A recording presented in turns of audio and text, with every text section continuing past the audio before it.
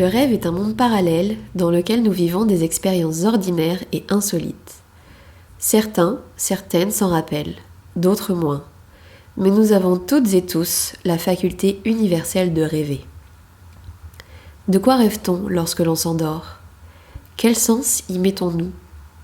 Quelle place a le rêve dans nos vies à l'état de veille ? Nous sommes Mimi Sao et Zoé Cléopatra, rêveuses passionnées, et nous vous proposons une série de 8 épisodes sur l'univers onirique. Entre créations originales et témoignages, ce podcast offre des clés puissantes sur le monde magique et mystérieux des rêves. Bienvenue dans l'épisode 6 des rêveuses. Nous avançons sur le chemin mystérieux du monde des rêves, un peu plus profondément à chaque pas. Avec toujours cette question, quelle place a le rêve dans ta vie ? Dans cet épisode, nous parlons de rêves lucides avec Johan et Anaya. Peut-on être conscient et consciente lorsque l'on dort, dans un rêve ? Qu'est-ce qu'un rêve lucide au juste ? Et comment accède-t-on à cet état ? Et si l'on accède à cet état de conscience, dans un monde infini qu'est celui des rêves, alors nos pouvoirs sont-ils illimités ? Bonne écoute. Anaya, il t'arrive d'avoir conscience que tu rêves. Qu'est-ce qui se passe dans ces cas-là, justement, quand tu prends conscience que tu rêves ? Alors c'est peut-être plus par contre dans des rêves où il va falloir que j'ai une action sur le rêve pour justement soit me sortir de quelque chose. Et souvent en fait ce qui se passe c'est que je me rends compte en fait, je pense que comme mon corps sûrement s'emballe de quelque chose dans le rêve, je me canalise ou me calme en me disant que je rêve et donc du coup j'arrive à actionner et à rentrer, en tout cas que mon conscient ou inconscient, je ne sais pas du tout où ça se passe, mais à me dire à moi-même qui suis en train de rêver que c'est un rêve et donc que c'est ok. En tout cas il y a dans 2-3 exemples, c'est des rêves où soit je saute de quelque part ou soit peut-être je suis pourchassée, ou peut-être je vais mourir ou quelque chose comme ça. Là par contre j'arrive à me convaincre que c'est un rêve donc c'est ok et donc souvent je ne vais pas contre. Et souvent, après, soit ça s'arrête ou soit je me réveille. Donc il y a un truc un peu comme ça où je sens qu'il y a plusieurs couches parce que ça m'est déjà arrivé de faire un rêve dans un rêve dans un rêve. Alors c'est marrant parce que du coup, tu dis que quand tu as conscience de ça, même si ça peut décrire des situations, on va dire, de danger, tu te dis je suis dans un rêve et donc tu laisses aller. Il y a une période où systématiquement, quand j'avais conscience de rêver et quand j'étais confrontée à des situations de danger, il fallait que je m'en extirpe. Donc ma conscience me disait, barre-toi, en fait, tu as la possibilité de le faire. Et toi, non. Comment ça se fait ?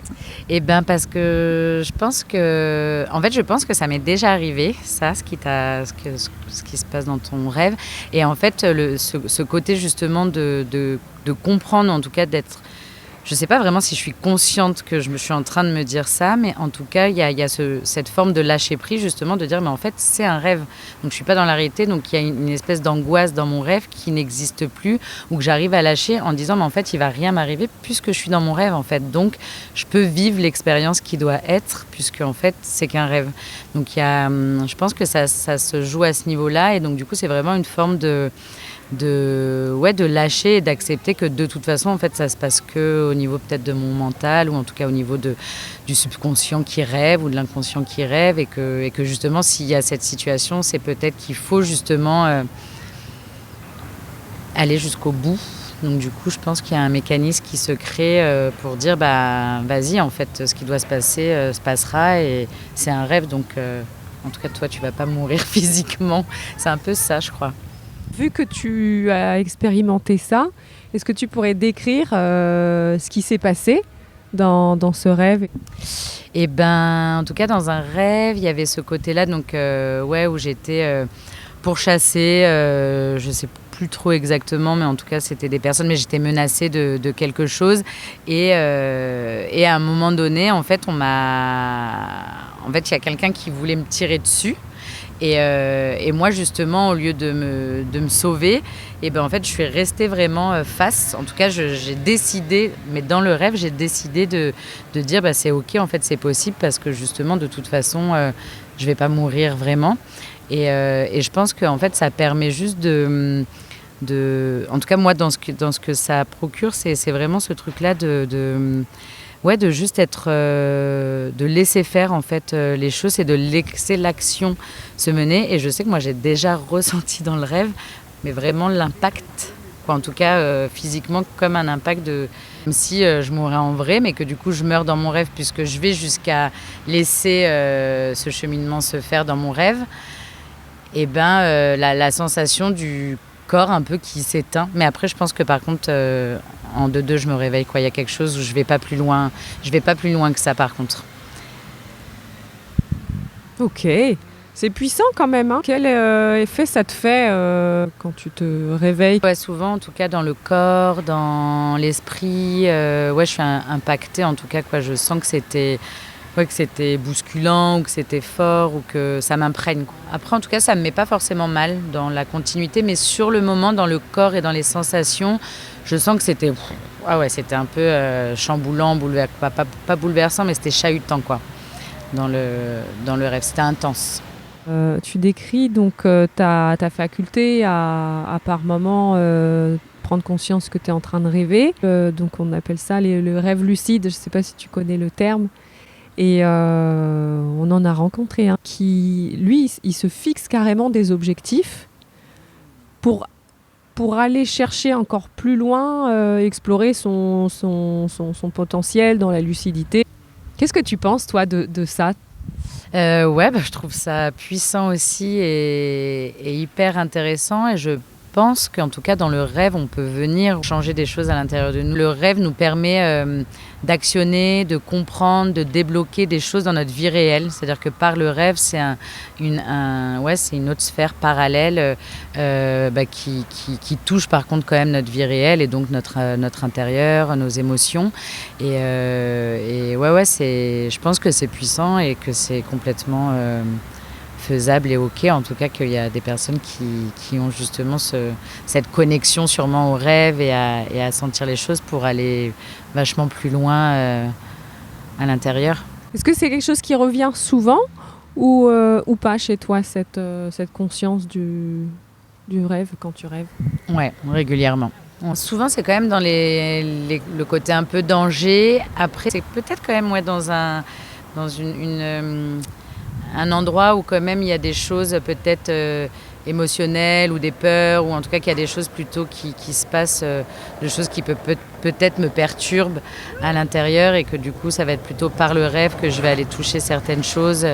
Mais c'est quand même je ne l'ai pas forcément dans des trucs joyeux, je crois. Si c'est joyeux, je me laisse flotter dans le rêve. Ouais, c'est ça, ouais, plutôt. Est-ce que tu te projettes dans ton univers onirique ? Est-ce que tu as envie de voir advenir des choses, de rêver de certaines choses ? Justement, des fois, j'ai des envies d'aller plus dans un monde complètement imaginaire ou créatif ou enchanté ou plutôt féerique ou voilà. Ça m'est arrivé, mais vraiment une fois ou deux, où j'ai rêvé vraiment que je volais et que vraiment avec cette sensation vraiment de voler. Et ça, je me dis waouh, j'aimerais bien faire des rêves tout le temps comme ça, quoi, d'avoir des rêves peut-être plus dans une envolée. Je sens que je suis quand même plus dans des rêves de terrain, quoi, d'aller débroussailler des choses ou de comprendre, alors que je crois que j'aimerais plus partir vraiment dans des rêves complètement créatifs, imaginaires, un peu enchanteresses, quoi, qui m'embarquent vraiment dans quelque chose de joyeux et de magique, un peu plus magique peut-être, ouais, si je me projette dans un univers que j'aimerais nourrir ou alimenter, ou peut-être justement essayer de le faire, de le créer peut-être à force, peut-être un peu plus là-dedans, ouais, pour justement que ça m'amène encore plus peut-être de créativité, plus de lucidité sur un monde aussi en harmonie, en symbiose, peut-être. Ouais.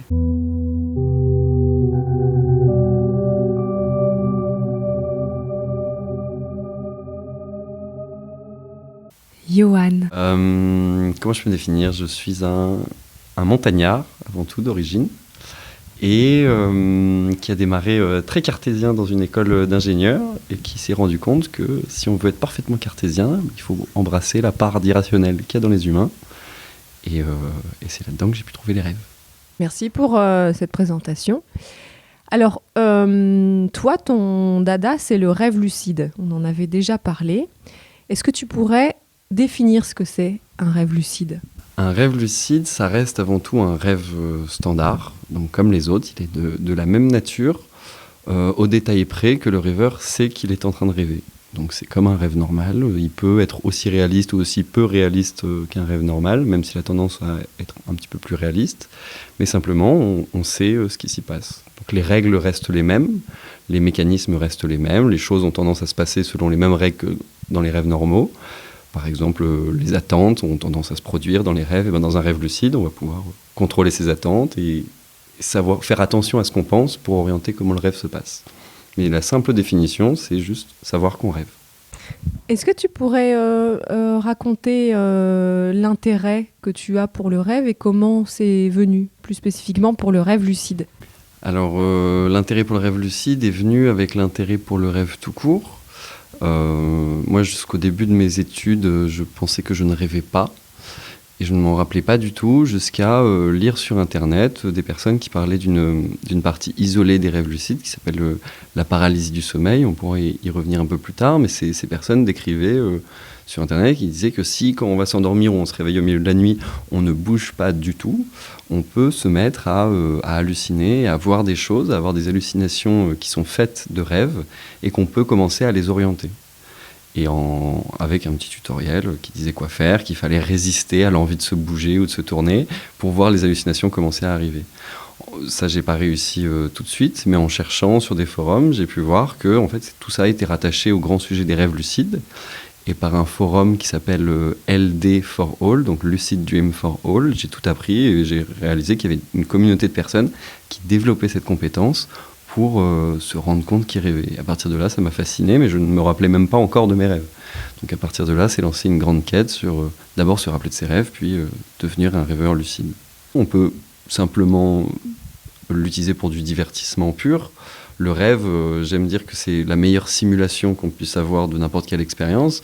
Dans un rêve, si vous volez ou si vous mangez quelque chose, ça aura l'impression que c'est parfaitement réaliste, puisque c'est vous-même qui vous renvoyez l'impression de ce que ça fait de faire telle chose, donc c'est très convaincant. D'ailleurs, je pense que c'est pour ça qu'on ne sait pas qu'on rêve, puisque c'est nous-mêmes qui nous faisons croire quelque chose, donc mécaniquement c'est convaincant.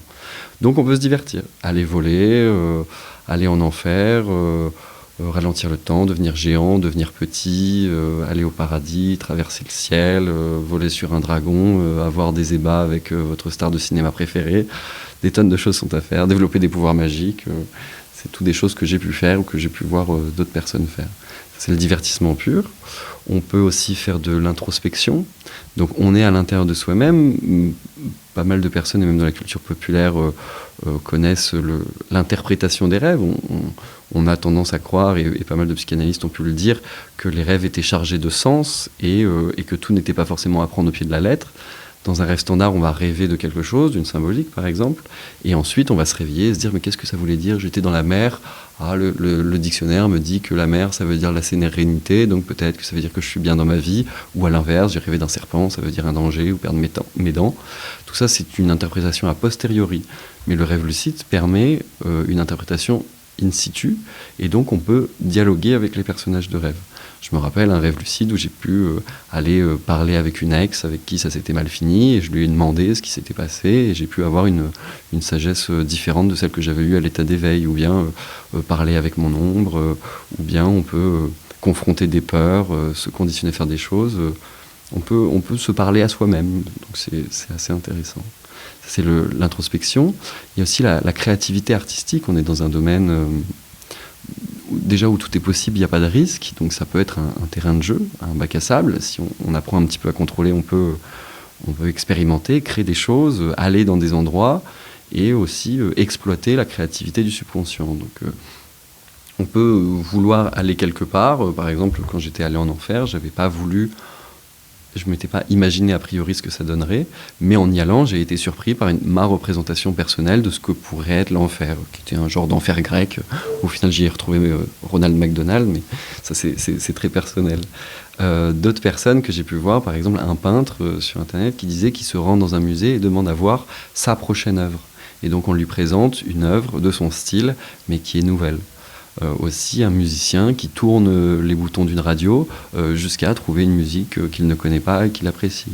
même de façon beaucoup plus concrète, un mathématicien ou une chimiste, je ne sais plus, qui en rêve essaie de retrouver Albert Einstein ou un scientifique pour travailler à plusieurs sur des problèmes concrets et avoir un dialogue à propos de sujets concrets. Donc voilà, et simplement aussi le fait de se relaxer, aussi un autre intérêt, et qui est presque le premier pour lequel j'ai fait des rêves lucides, et juste de plus de vie dans nos vies. On vit une vie éveillée, mais on a aussi une vie nocturne qui existe, qui représente un tiers de notre vie, et la partie de rêve, certains disent que ça équivaut à une part dans le sommeil, mais à 8 ans d'une vie, qui sont des scénarios et des actions qui sont créés par notre subconscient à notre attention. Donc autant y jeter un œil, rien que pour vivre plus. Je trouve que ça peut avoir le mérite d'être exploré. Il y a un rêve que je trouve extraordinaire que tu as eu l'occasion de nous raconter, qui est celui de l'arc-en-ciel. Est-ce que tu veux bien reparler de ce rêve-là ? Ouais, je veux bien. Ce rêve date de plutôt mes débuts, on va dire 6 mois au début de ma pratique de rêve lucide, où sur le forum LD for All, les membres ont plus ou moins d'étoiles en fonction du nombre de posts qu'ils ont commentés, qu'ils ont postés, des rêves qu'ils ont mis, tout ça, c'est assez stimulant. Il y a une émulation communautaire qui existe, et il y a aussi des ailes qu'on peut avoir sous son profil qui correspondent aux membres qui ont accompli une quête.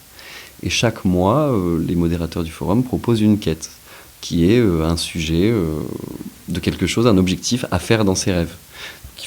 Donc c'est bien d'avoir des objectifs à faire dans ses rêves, mais là du coup c'est un objectif qui nous est extérieur, et c'est un peu un défi entre les personnes. Et ce mois-ci j'ai réussi à le faire. L'objectif était de trouver un arc-en-ciel. Et dans mon rêve, j'ai pu trouver un arc-en-ciel. Ça a commencé où je prends conscience que je rêve, je suis dehors, et je me rappelle de mon objectif, et je cherche autour de moi dans le ciel, et je vois un arc-en-ciel au loin.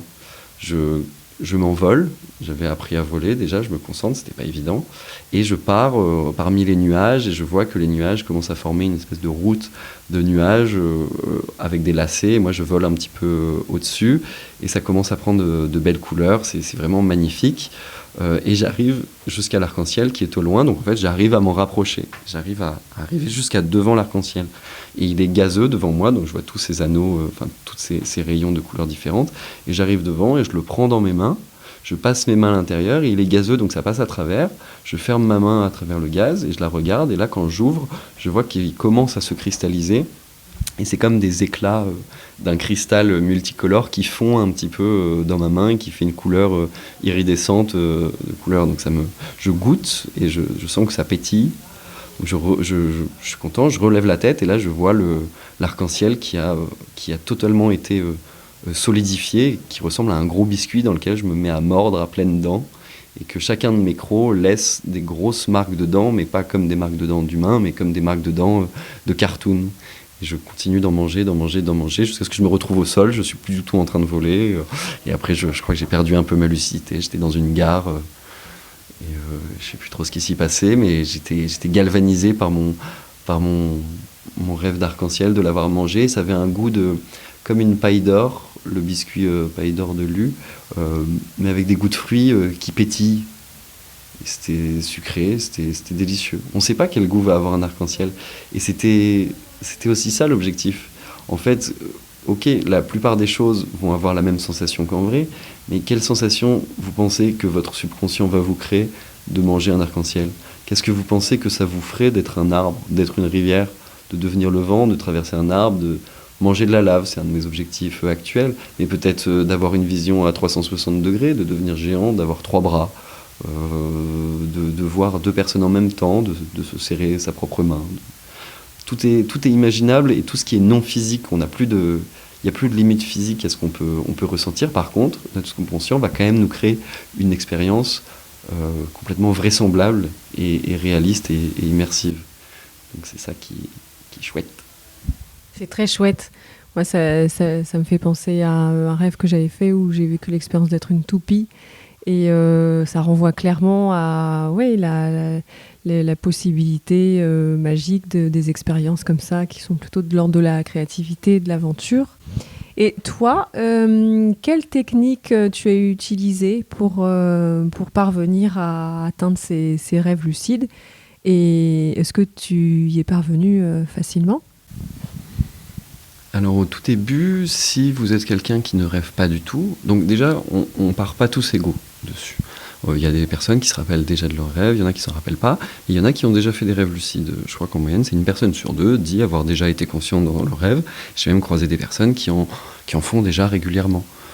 Après, c'est l'éducation de quoi y faire qui peut venir aussi. Mais donc il y a deux grandes familles de choses qui peuvent être faites. C'est devenir lucide, prendre conscience qu'on est dans un rêve, et ensuite il y a tout le champ qui est que faire une fois qu'on est lucide, qui sont deux domaines assez différents au final, qui sont assez liés, mais c'est pas les mêmes techniques et la même démarche.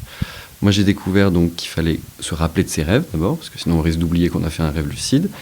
Dans un rêve normal, on ne se rend pas compte qu'on rêve, potentiellement parce que c'est nous-mêmes qui nous faisons nos impressions, mais aussi on peut voir d'ailleurs à l'électroencéphalogramme que le cortex préfrontal est moins activé qu'à l'état d'éveil, ce qui est aussi relatif à la conscience de soi, et que l'état de rêve lucide, c'est une réactivation de cette partie-là. Donc on reprend un peu d'esprit critique, pour dire que l'esprit critique est un peu inhibé en rêve. Donc il s'agit de deux choses, se rappeler de ses rêves, pour déjà savoir à quoi ils ressemblent, et aussi s'entraîner à réexercer son esprit critique pour se rendre compte qu'on est dans un rêve quand on est dans un rêve. Ça va passer par différents types de pratiques. Donc déjà, noter ses rêves, ça permet de s'en rappeler très rapidement. Au bout d'une semaine, si tous les soirs vous vous dites « je vais me rappeler de mes rêves », vous allez vous mettre à vous en rappeler, vous mettez ça dans un carnet dédié et vous allez être impressionné de la vitesse à laquelle vous allez commencer à vous rappeler de plus en plus de rêves. Et après, beaucoup de techniques existent sur Internet, mais les grandes lignes, c'est réinstaurer des routines dans la journée pour réexaminer le réel. C'est une des grandes familles qui s'appelle les tests de réalité, où on va se donner l'habitude de vérifier est-ce que je rêve. Parce qu'en rêve, on a tendance à rêver de ce qu'on fait pendant la journée. Et donc si pendant la journée, on se dit est-ce que je rêve, et qu'on fait un test fiable pour savoir est-ce que je rêve pas, on risque de le refaire en rêve. Un exemple de test qui peut bien marcher, par exemple, là maintenant, qu'est-ce qui vous dit que vous n'êtes pas en train de rêver? Tout a l'air réaliste, mais vous direz la même chose dans un rêve. Eh bien, quelques techniques qui fonctionnent bien, c'est par exemple regarder sa main. Je ne sais pas exactement pourquoi, mais regarder sa main, et souvent on la connaît bien, elle est très détaillée, et en rêve, elles vont avoir tendance à déconner un petit peu. D'ailleurs, pour la petite anecdote, vous connaissez peut-être les images générées par intelligence artificielle en ce moment, et une des techniques pour voir si une image a été générée par intelligence artificielle, c'est aussi que les mains sont étranges. C'est assez drôle, un collègue d'école m'a contacté pour me faire remarquer ça, et c'est un peu pareil. Tout est réaliste, mais les mains un peu différentes. Je me permettre de rebondir là-dessus, parce que je pensais ça aussi. Et jusqu'à maintenant, dans mes rêves, quand j'étais lucide, eh ben, je faisais ce check-là. Et elles étaient un peu phosphorescentes, enfin, on ne les voyait pas très bien.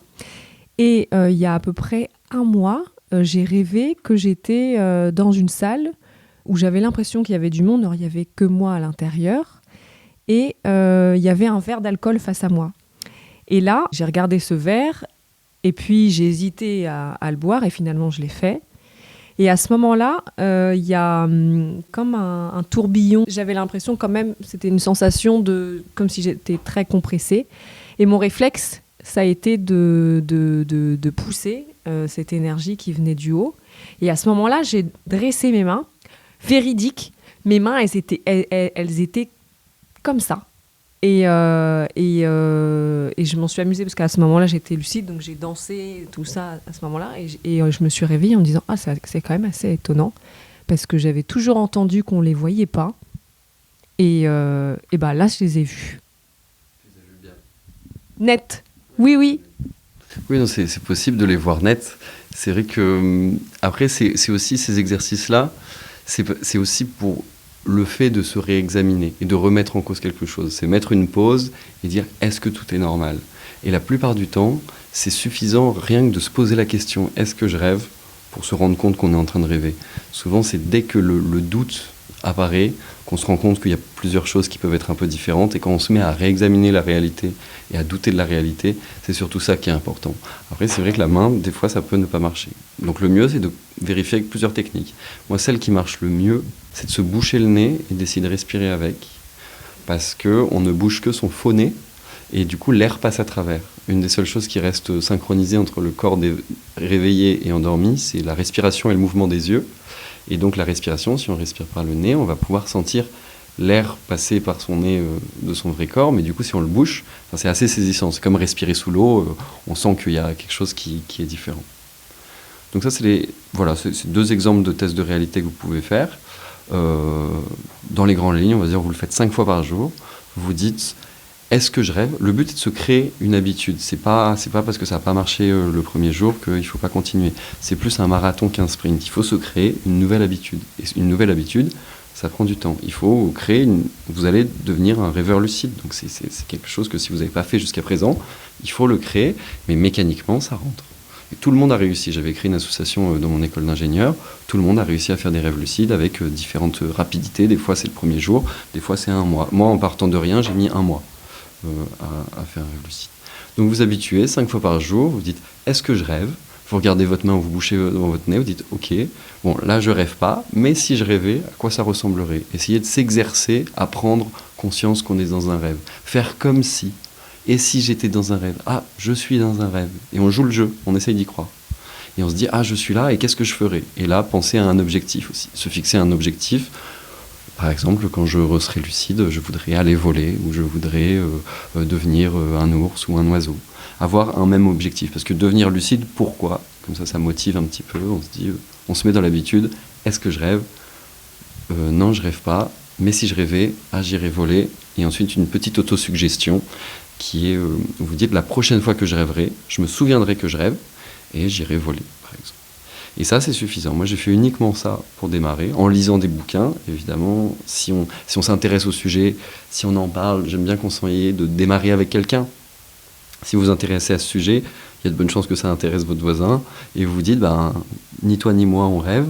Viens, on se met ensemble, et comme ça, vous vous racontez votre rêve le matin. Vous voyez si vous avez eu des indices. Des fois, on passe pas loin de la lucidité. On se rend compte qu'il y a quelque chose de bizarre, mais on trouve toujours une bonne raison de se dire « Non, mais ça, c'était normal, il avait 3 bras parce qu'il revenait de Tchernobyl » ou quelque chose comme ça. On trouve toujours une bonne raison de ne pas remettre en cause ce qui se passe.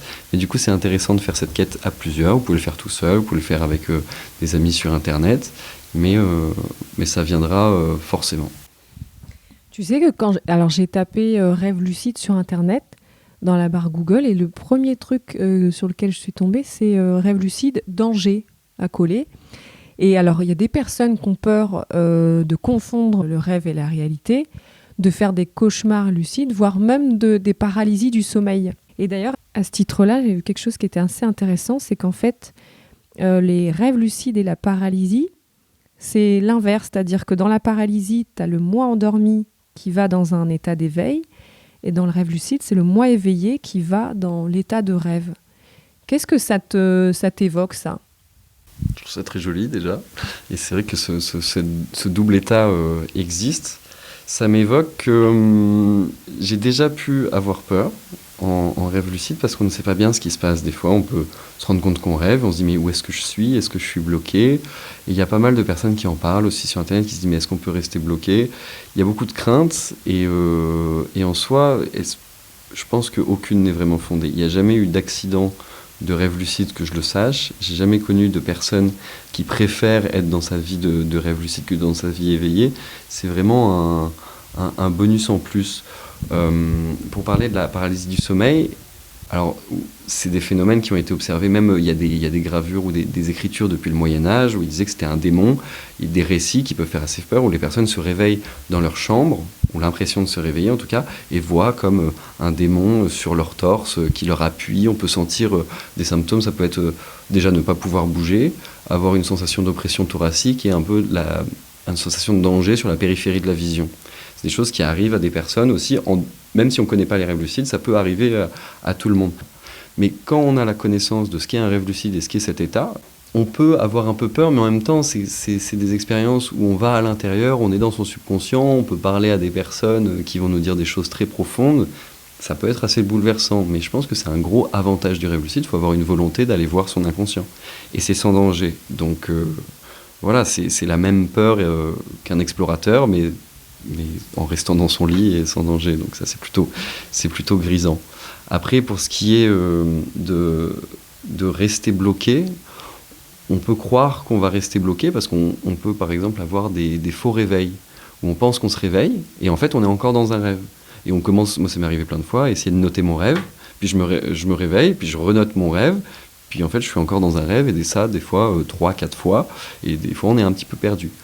Après, il y a des techniques pour se réveiller. On peut forcer le réveil dans un rêve, faire une respiration très aléatoire, ça aide énormément à se réveiller, parce que le corps, il interrompt la paralysie du sommeil quand il voit qu'il y a quelque chose qui déconne. Et sinon, aussi fixer un point et ne pas bouger ses yeux, fixer parfaitement un point. Certains disent que ça fonctionne. J'ai jamais essayé, mais voilà. Et pour ce qui est de ne plus pouvoir faire la différence entre le rêve et la réalité, pratiquer le rêve lucide, ça va même faire l'inverse. Ne pas faire la différence entre le rêve et la réalité, c'est ce qui nous arrive chaque nuit quand on fait un rêve qui n'est pas lucide. Mais un rêve lucide, c'est justement vous vous exercez à faire la différence entre le rêve et la réalité. Donc un rêveur lucide va être plus à même et avoir des outils pour faire la différence entre l'un et l'autre. Donc là-dessus, pas d'inquiétude.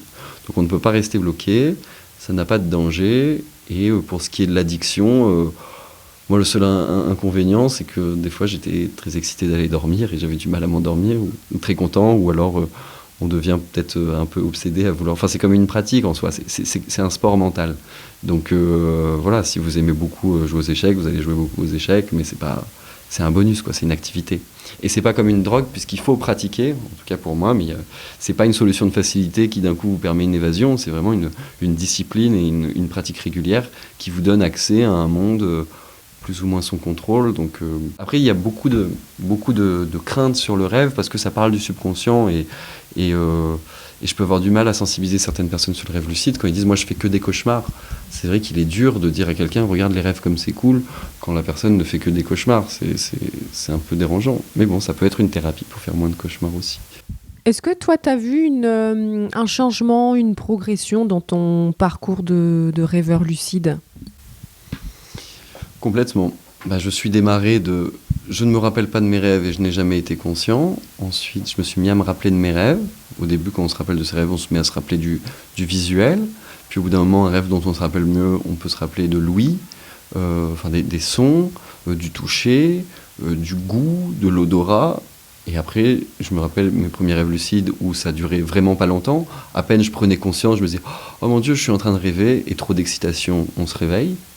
Après, donc, j'ai appris petit à petit à stabiliser et à rester dans le rêve, faire un peu comme au poker et regarder quand on a une bonne main, se dire « ok, c'est bon, je rêve, pas d'excitation, sinon je vais me réveiller ».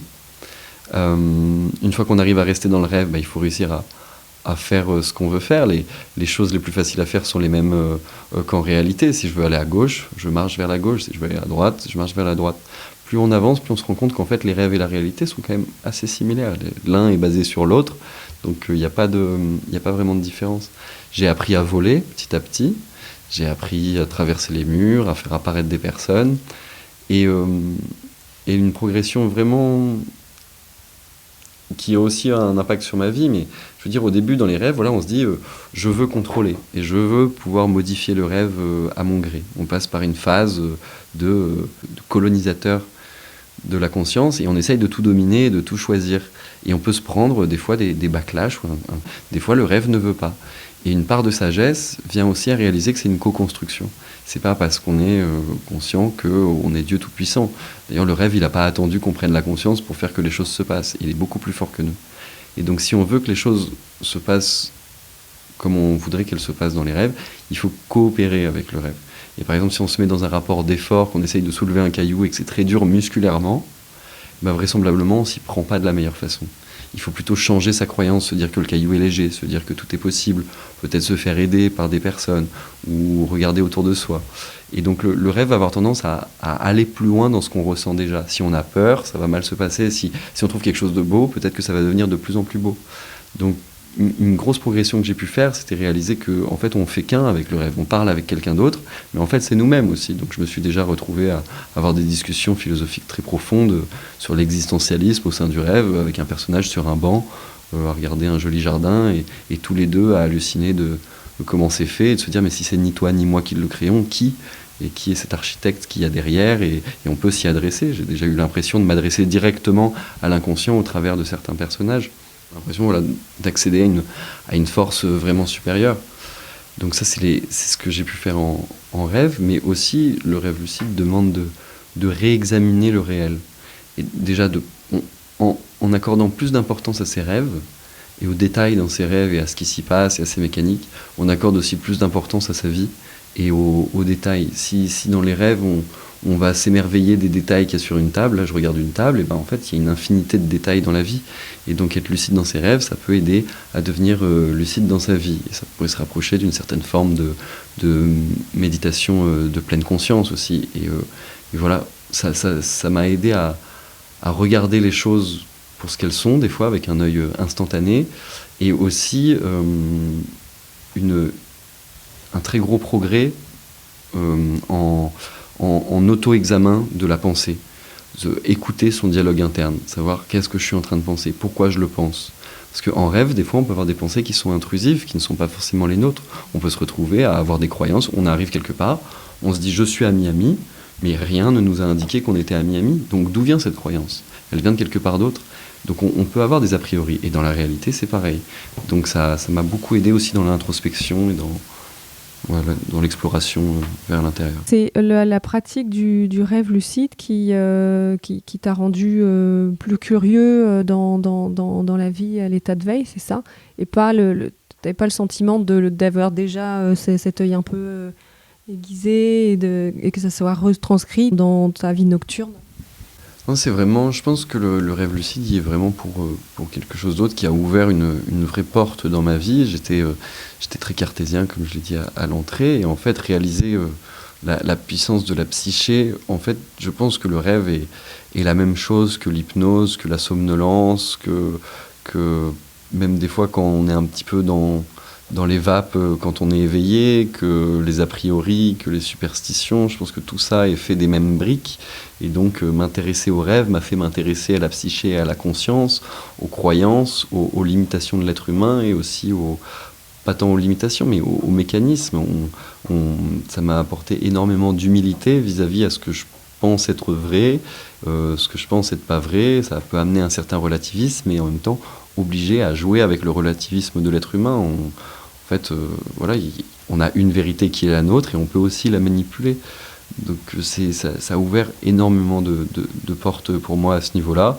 Mais après, voilà, d'autres personnes peuvent avoir cette entrée par le spirituel, par la psychologie, même par le sport. Il y a tout un tas d'entrées comme ça, mais pour moi, oui, ça a été celle du rêve et de la conscience. Il y a une phrase que tu as dite la dernière fois que j'ai beaucoup aimée, qui est « Le rêve nous prête notre conscience ». Est-ce que tu pourrais développer un peu ça ? Je pense que donc, si on a tendance à croire et à dire que l'inconscient, il est plus malin que nous d'une certaine façon. Il a plus accès à plus d'informations que nous. Si vous rêvez que vous êtes dans votre jardin d'enfance ou dans la boulangerie de votre quartier d'enfance, là maintenant vous pouvez vous en faire une impression assez réaliste, mais dans un rêve, ce sera beaucoup plus réaliste. Donc on a le pressentiment que le subconscient a accès à plus de choses. Ça, c'est d'une part. D'autre part, ce que j'ai dit juste avant, par exemple, on sait qu'on est à Miami, ou alors on sait que telle personne est notre père, alors qu'il n'a pas son visage, ou on sait que tel endroit est notre chambre, mais elle est différente. Donc pour moi, ça veut dire que en fait, notre conscience, elle existe à l'intérieur du rêve, et elle fait partie du rêve, comme la conscience que pourrait avoir un autre personnage. Et donc à quel point les autres personnages peuvent être conscients par rapport à moi. Il m'est arrivé, et c'est aussi une technique que certains rêveurs lucides développent, de prendre conscience qu'on rêve par un autre personnage. Où on n'est pas conscient qu'on rêve, et dans le rêve, un personnage va venir nous dire « Eh, on est dans un rêve lucide, réveille-toi, regarde autour de toi ». Et comment expliquer qu'un autre personnage puisse avoir plus conscience que nous ? Donc en fait, la conscience, le moi, l'autre, dans un rêve, m'a l'air d'être un élément qui appartient au rêve, comme un arbre, comme d'autres choses. Et ça peut être modifié. Des fois, on sait des choses, des fois, on ne sait pas des choses. Donc c'est dans ce sens-là, je pense que des fois, on est très conscient, on sait qu'on est dans notre lit, mais des fois, on n'est pas conscient. Et c'est cette approche-là qui apporte aussi de l'humilité, c'est dire que voilà, ma conscience, c'est une part de moi, et donc c'est la part de conscience que veut bien me prêter mon inconscient. Même si on peut essayer de gratter pour en avoir un peu plus, mais in fine, j'ai l'impression qu'on a accès que ce qu'on nous laisse, ou ce qu'on arrive à prendre en tout cas. Il y a quelque chose dont tu as parlé tout à l'heure aussi, donc de reparler à une ex à toi. Pour moi, ça renvoie à quelque chose donc, qui pourrait te soulager, par exemple, une conversation que tu n'as pas forcément pu avoir et tout ça. Et par rapport à ça, j'ai l'impression que le rêve lucide permet d'aller se confronter à des situations pour se soulager, se faire du bien, comme un but thérapeutique quelque part. Qu'est-ce que tu penses de ça ? Oui, je pense que c'est très juste. C'est une des applications qui peut exister. Moi, j'ai aussi pu voir ma grand-mère défunte et la prendre dans mes bras et pleurer à chaudes larmes alors que j'avais pas pu lui dire au revoir en réalité. C'est quelque chose qui a été extrêmement bénéfique pour moi. Je me suis réveillé avec des larmes de joie et ça m'a fait énormément de bien. Certaines personnes peuvent parler à des personnes qu'ils n'ont pas pu voir ou à leurs parents, ou démystifier des figures cauchemardesques ou qui font peur. Beaucoup de récits sont des personnes qui fuient d'une entité noire qui les poursuit, des cauchemars récurrents. Et par exemple, développer la capacité à faire des rêves lucides permet de déjouer ce scénario qui se finit toujours pareil, où on se réveille en peur, mais de se retourner et d'adresser cette figure maléfique et de lui dire « qui es-tu » ? Dans une grande partie des cas, la personne arrête d'être noire et une réconciliation peut avoir lieu et les cauchemars n'ont plus lieu, en tout cas ce type de cauchemar-là. Je pense que c'est une piste vraiment chouette à explorer. Certains disent même qu'on peut se soigner en rêve, qu'on peut, en appliquant une lumière sur un genou abîmé, accélérer une guérison, améliorer, guérir toutes sortes de maladies. Tous les récits existent, du moins mystique au plus incroyable, au plus invraisemblable. Donc c'est une piste à explorer. D'ailleurs, j'ai pas dit, mais aussi j'ai été contacté sur Internet et je participe à une expérience dans la part mystique du rêve, pour aller voir. C'est un laboratoire à Paris qui explore les expériences paranormales et qui fait une salle sous-scellée avec des indices et des éléments de décor très précis, et chaque mois ils font un dispositif et ils demandent à des personnes d'essayer d'accéder à l'intérieur et de remplir des questionnaires pour dire ce qu'ils y ont vu. Moi j'ai été contacté pour essayer d'y accéder par rêve lucide, mais il y a des personnes qui le font par télépathie, je ne sais pas, par chamanisme, par mise en transe, par hypnose, tous les moyens sont bons. C'est incroyable ce que tu nous racontes là. Et du coup, tu en es au début de cette expérience. Comment ça se déroule ? Ça fait un moment que j'y suis inscrit, je suis les avancées, je regarde ce qu'ils en disent. Je ne sais pas trop comment prendre les résultats, parce que des fois il y a des résultats positifs. Donc même, c'est vrai que j'ai dit que j'essaie de devenir moins cartésien, mais je reste cartésien dans le sens où je me dis que la conscience m'a plutôt l'air d'être confinée à un individu. J'ai pas trop l'impression qu'on puisse la faire voyager, même si des tonnes de récits assez perturbants qui existent. Mais donc j'ai jamais réussi en rêve à me rappeler de l'objectif, me rendre à Paris et aller dans la salle. Donc j'ai pas encore de tentative qui puisse être positive ou négative à ce niveau-là. Mais il faut que je m'y remette sérieusement. De quoi as-tu envie de rêver désormais ? Mais des objectifs qui sont encore en suspens, qui me donnent très envie, il y a boire de la lave. C'en est un qui me donne particulièrement envie.